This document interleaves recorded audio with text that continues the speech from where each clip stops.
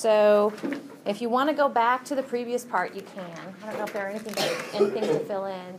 But we talked about the whole darts thing, and we talked about precision was associated. Was that associated with getting the darts kind of close together to each other, or was precision associated with getting the darts in the bullseye? How many people think it was the first one, getting them close together? Precision is getting them close together. Accuracy is about getting it in the bullseye. So just to kind of revisit this idea, now which one of these measuring devices, if these were all measuring pounds, which one of them cost the most? That's pounds. The bottom one, exactly. Okay, that's very expensive, possibly. Okay. I'm so sorry. So that first slide did say February 12th. Correct. Thursday. Thursday. Sorry. Okay, so I'm going to kind of show you. I said, you know, I kind of made it too simple, a little bit simplified. But anytime, well, a few things. We said that there's uncertainty always in the last digit. There's play in the last digit. So I put a question mark, but we put a check mark because it also counts as a significant figure, right? So it's a question mark and a check mark. But the play begins there, and oftentimes we say it's plus or minus one of those units, okay? So we would say 2.5 plus or minus 0.1, 2.05 plus or minus 0.01, you know, sorry, 2.50 plus or minus 0.01, 2.500 plus or minus 0.001. That's the play. That's the wiggle room, okay? So now when we go ahead and take those wiggles and divide them by the number themselves, we can come up with relative uncertainty. So in the first case, with 2 sig figs, right, we have 1 plus or minus 1/25. 3 sig figs, because that zero, that trailing zero after the decimal is significant in 2.50, okay, you're looking at a little less wiggle, plus or minus 1/250. Okay, and of course the last scenario is with how many significant figures in 2.500? 4, exactly.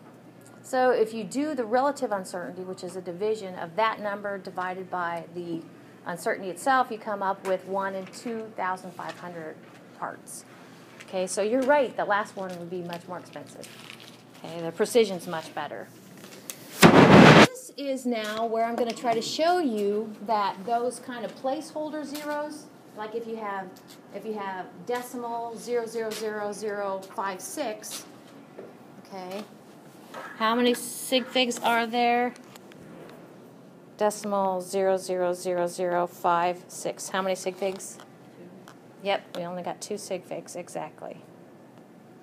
2 SF, which I'm seeing that on your homework. I just love it, like SF, sig figs. And somebody said it makes you think of like fig Newtons. Me too. Yeah. Okay. So this is why actually you have to include these in your answer, but they're just going to tell you magnitude of 10, but they aren't significant. I'm going to try to kind of say how that goes. So now if we go with 25 still, and again, you know, if I were to say these are measuring pounds, you would say this one costs a lot more money. But how many sig figs in all of these? 2 sig figs in all of them. And honestly, if you kind of do the same relative uncertainty calculation like we did before, okay, where you take that measured quantity, the 25 quantity, divided by the plus or minus, okay, bit, you're going to come up with the same relative uncertainty. 1 in 25 parts. Parts is parts. So yes, there are 2 significant figures in all of these. Well, I don't know if that helped, but 2SF. You were very right.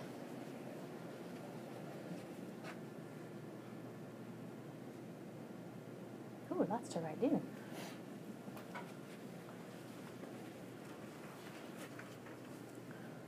So now as you can see, we actually did the next slide. So now we're forward ahead, back and forth, back and forth.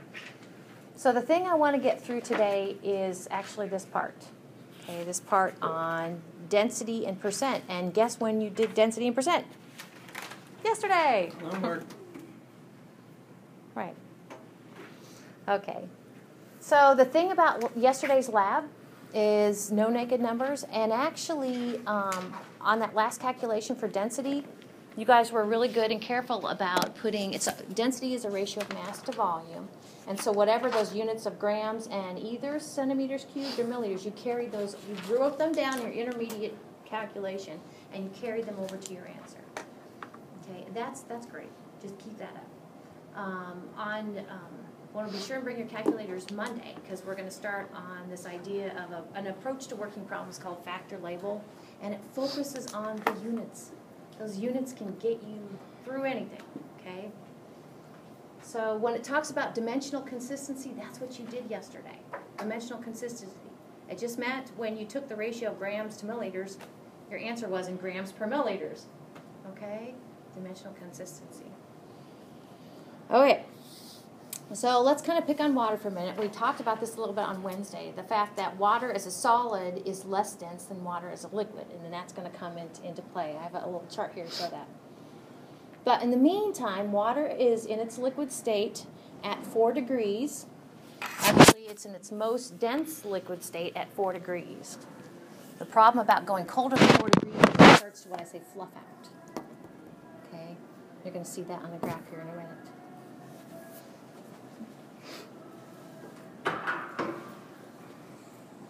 Okay, so I'm going to go ahead and put an arrow next to that number, 1.00. Isn't it a pretty number, 1.00? You're like, go figure. So really, the density of water at 4 degrees Celsius is equal to 1.00 grams per milliliter. Sometimes you can unpack density, and we're going to do a little bit about that next week. We can, by unpack it, I mean basically take that divisor and make it horizontal instead of kind of slanted. So it would look like this. There's my divisor, 1.00 grams per exactly 1 milliliter. Same number. Okay. So I started to say, I think you guys should, I think everybody who goes through chemistry ought to know the density of water at 4 degrees Celsius, 1.00. That's kind of nice. So this actually shows water in its liquid stage there on the right and its solid stage there on the left. So, of course, then we know to get water from a liquid to a solid, what do? What do we do? We cool it down, yep, to go from a liquid to a solid. Okay? Exactly. And so along the x-axis, you definitely see it cooling down on the Celsius scale. So what temperature on the Celsius scale does water freeze, solidify? 0. 0, exactly. So that sweet point is right here. That's the transition point. So let's go ahead and go from right back to left. I don't know if I get my rights and lefts mixed up sometimes, but let's go back from right back to left again. So this says water at 10 degrees would have a density of about what? At 10 degrees, you go up here, you see this, and you go over.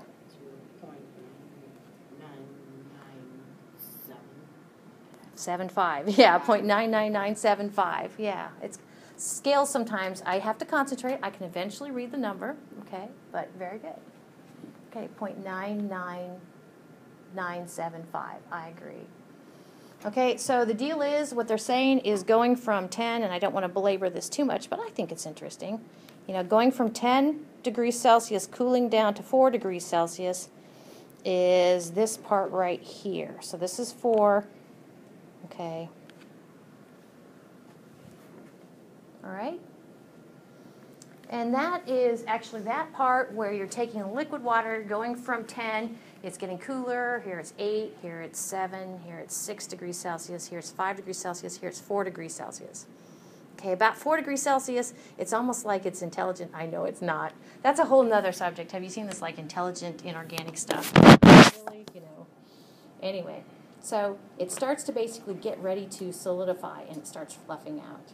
You know, those cute little snowflakes we see that are just beautiful, there's a lot of holes in snowflakes, and that's kind of along the lines of how water generally solidifies, with lots of holes. Okay, so you can see between 4 and 4 degrees going to 0 degrees. I know it's going down, but what is going down? Going down is less dense. A smaller density number means it is actually fluffier. There's less grams per milliliter. So it's actually fluffing out. And so here it really fluffs out when it crystallizes. And then what happens with regard to density when it's a solid and it cools down? Does density increase or decrease when it's a solid? Increase. Yeah, it increases again, exactly. So I've spent more time on that than I usually do. But it's a player. It's a player in this earth because, as some of you guys have read or thought about in environmental science classes or just earth science classes, most of the fresh water that we have, we just covered this in urology, is tied up in its solid state in glaciers. So you're like, dude, what would happen if those glaciers didn't float? Okay. So anyway. So this, I think I mentioned the other day, this is approximately the same volume of a rock and styrofoam. And you guys would tell me the rock is heavier, right? So density is a ratio of the mass, okay, to the volume. Same volume, so this actually density would be greater. And we decided, is it physical or chemical property? Which one is it? Physical. It's a physical property. Okay, I'm going to ask you intensive, extensive. How many people think that is independent of amount? You are right. Very good. Intensive property. See this mixture here? Is it how many people, I'm going to say homogeneous or heterogeneous. How many people think this is a homogeneous mixture? How many people think this is a heterogeneous mixture? I do too. Three components, right? And you can actually see the relative densities. Let gravity do the telling, right? Which one's most dense? Rock. Yep. Which one's the least dense? Styrofoam. Styrofoam. I've had sometimes students, after the lab y'all did yesterday, and I thought, well, how clever. They'll take like their block and see if it floats on water. So, do you guys remember what the density of your block was? Ish? Was it 0.7, I want to say? If it was 0.7, would it float? No. How many people think it would float? Should. Yeah, it should float. If it's 0.7 and water's 1, water's more dense and it'll float. Now the whole which thing floating, I just don't, I never have gotten that, so. Okay, so these are an assortment of objects from the fluffiest to the most dense. Okay, just kind of an arrangement of things. So density is a player. Platinum is more dense than gold? No. Wow. So, and this is the assignment. You're going to be doing 2 density calculations. I'll pull it up right quick. And see, you have the answer 95 in the back. And so that you should do just fine. So 95 says, okay, calculate the density, and then use a table to see what the identity of your object is based upon that physical intensive property of density. Okay, so you're given the mass and you're given the volume. Do the ratio, right? The other one says, again, it gives you the mass and gives you the volume, and I think you're going to need to use the table again because it says, does that match up with the density of copper? Is that pure? Is that penny pure? Do you think pennies are pure copper? No. I don't think so. But you're going to find out. Okay, so you'll have to use the table there too. Will we have to like draw our own table and stuff? No, I think it's referred to as table 2-4. Okay. Yeah. Okay. So, Yep, it does. Make comparison to table 2-4. Cool. Yeah, you should be fine there too. Okay, let's talk egg, right? By the way, I'm going to eat those 2 eggs we didn't use. So, okay, so egg is a mixture. I'm going to go homogeneous, heterogeneous. How many people think it's a homogeneous mixture? How many people think it's a heterogeneous mixture? Yep, it's chunky, right? Yep. So this isn't what you did to get your weight percent, but this is kind of what I say. Once you got your 3 weight percents of shell, your weight percent of white, your weight percent of yolk, what you had was the grams of shell, white, or yolk that you would have if you had 100 grams of egg. Okay, that's what I call the kind of definition you came up with, the last part of the calculation. Okay, this is sometimes, I'll call this unpacking weight percent, and it can come in real handy. Unpacking weight percent. Okay, thou shalt not use weight percent just as it is. You always need to unpack it, and we'll be working on that next week to use it as in a calculation. So what you guys did was this, though, right? You guys went and you weighed the whole egg, and you put that in the bottom, and then you weighed each one of your 3 components, and you put that in the top for 3 separate calculations, right? Okay. So that's weight percent. Grams of a component in 100 grams of mixture. Now, mass fraction is very much related to weight percent. It's just off by a factor of 100. You move your decimal places 2 places if you want to think of it that way. I added to this slide because I thought I kind of wanted to make it kind of analogous slides to what I had for weight percent. Okay, so mass fraction, like weight percent, mass and weight, okay, they both have to do with the weight. So to calculate, or to unpack it, excuse me, you can put the word unpack over here if you want to. To unpack it, if somebody gives you a mass fraction, basically they're giving you the fraction of a gram. Okay, so this has got to be less than 1, a fraction of a gram of the component in 1 whole gram of the mixture. And then I did add one more thing to this slide. I said kind of like in the lab, basically, if you were to come up with wanted to come up with the mass fraction of shell, mass fraction of white, mass fraction of yolk, you know, it's really basically what you did. Okay, you would take the mass of the whole egg in the bottom, in the denominator, and in the top, you would put the mass of each component and do 3 different calculations. What's the difference between this calculation for mass fraction versus weight percent calculation? I'll give you a hint. Times it by 100. Right. Yeah, mass fraction doesn't have that times 100. It's 100%. Okay? Sehr gut. Well, let's do calculation. And even if they're kind of straightforward, oftentimes I'll draw a little picture. Annoyingly so, right? Okay. So here's a beaker, and it looks like a mixture. We don't know if it all dissolved or not. Kind of. Do you think does it seem like 5 grams, 5.5 grams would dissolve in about 30 grams of water? Seems like it. There's my water. Here's my salt. I said salt, I mean sugar. Here's my sugar, 5.42 grams, okay, of sugar, because I can never for sure spell sucrose. And the water weighting below is 28.72 grams. Cool. And you always need to make sure in your problem that you know what you're going after. We're supposed to come up with the mass fraction of sucrose or sugar, and we're also supposed to come up with the mass or weight percent, okay, of this.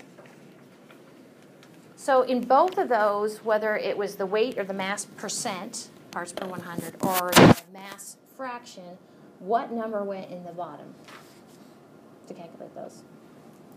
28, because it's bigger. I don't know. What, like the formula and the previous, like what, and it's not a number, I said number, but what, generally speaking, how would you describe the number that goes, that's in the divisor? The mass of the mixture. The mass of the mixture, exactly, the total mass of the mixture. So how are we going to get the total mass of the mixture here? Add it together. Yeah, you guys are on the right track, exactly. Okay, exactly. No pun intended. Okay, so to get to the mass fraction, and then actually, after we get the mass fraction, you know what we're going to do? How are we going to get mass fraction to weight percent? Times it by 100, exactly. Okay, let's not make it more complicated than it is, right? So the total, in this case, I'm calling a solution, but I like what you guys said. It's really a mixture. The mass of the mixture, you could say. I have mass of solution. It's the same thing. You guys told me I need to add the mass of the sucrose plus the mass of the water. Exactly. Since I'm adding, how am I going to round? Count the decimals. Decimals, exactly. Okay, so the number that's actually going to go in the bottom of my problem here in a minute is 34.14 grams. So, you know, this is a good example. If I were to accidentally use the rules of rounding for significant figures, and I shouldn't even entertain the thought, but man, I would round that wrong, wouldn't I? That addition, because we're going with decimals. All right, pretty straightforward. Try not to make it more complicated than it is, right? So the mass fraction is the mass of the component of interest, which was the sugar, 5.42 grams divided by 34.14 grams. Now, since we're dividing, how are we going to round? What? Sig figs, exactly. How many sig figs? 3. I'm liking it. See, already you're seeing that I am not writing down the calculated version and the rounded version. Okay, but you should be getting these in your notes. Okay? So that is the mass fraction of sucrose. Is that not adorable or what? Grams, correct? It's unitless, actually. It is. We're going to talk more about because Nina's right, yeah. We need to, I emphasized making sure that you bring your grams per mil for density or your grams per cubic centimeter for density in yesterday's lab. You bring them over, dimensional consistency. But in this case, they actually, what we say, factor out. They cancel each other out. Mm-hmm. Okay. Exactly. I remember you mentioning that yesterday. So it's what we call unitless. There are some numbers. Okay? And we said, how are we going to go from mass fraction to mass percent? Multiply by. Multiply it by 100. But before we get there, and actually this slide talks about the units of mass fraction are none, because the grams cancel each other out. Then also down here at the bottom, I'm going to write the word unpacked here. This is actually, if you take mass fraction, 0.159 mass fraction sucrose, that means there's 0.159 grams of sucrose in 1 gram of mixture. So this is the unpacked version. So like I said, when we get to working problems, to be successful, this is what you got to do. Unpacked. And if, like I said, to me, I'd even maybe go mixture, same thing. Solution is a special type of mixture. Okay? Now the next slide says, how do we get to the second part of the problem? We go ahead and multiply it by 100. So 0.159 times 100 is 15.9. Okay? And this is actually one of those kind of awkward calculations. I'm all about like communicating your calculation. And this actually, being careful to communicate and show all of your thought process, all of your work, and it can be concise. But it's hard for me to say, how do you go from mass fraction to weight percent multiplied by 100, right? Okay. I think we've got one more to do. One more to get in your notes, and that'll be a day. So actually, instead of me working it, I'm going to give you a little bit of time, and I'm going to throw it up on the board. So go ahead and take a go at this. How about this? 5 points extra credit, people. Do this in your notes. I'll come and look at it. That got some attention.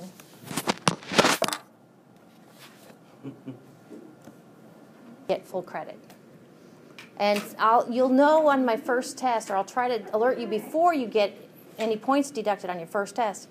I have to see everything. Even if in your own head you, for instance, add the weight of the sugar and the weight of the water in your own head and write down that number, I have to see it on a piece of paper. Pretend like I'm simple, which I am to a certain extent. Okay. I didn't do the addition. Yeah, you have to show this, okay? You have to show this. This is optional. Wait. Let's see. To me, that might be optional. Are we going for weight percent, not weight fraction? We're going for both. For both? Yeah. Oh, okay. Mass fraction. So actually, that is the mass fraction. Yeah.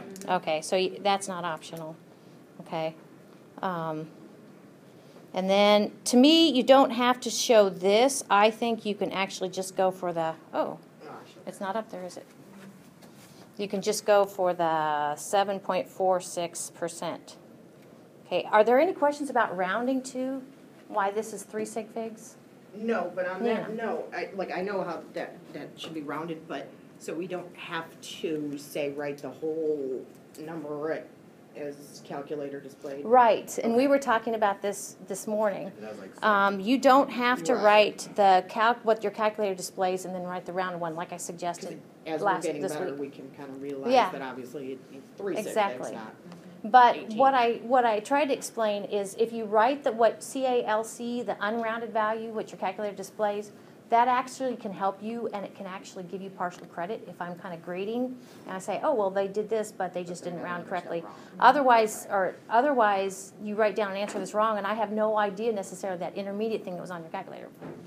So it's up to you. Yeah, are there any questions? So, because I want to give full credit where, okay. So mass fraction and weight percent both have the mass of the component divided by the total mass. Sir, Oh, I was just gonna say you can check on it too. Aaron. I actually, as long as everything, I'm kind of feeling it, I'm feeling a good vibe here, as long as everything looks good, then you're free to go. Do you have any questions? 5 points. Yep, the only question I have is for Oh, yeah. homework.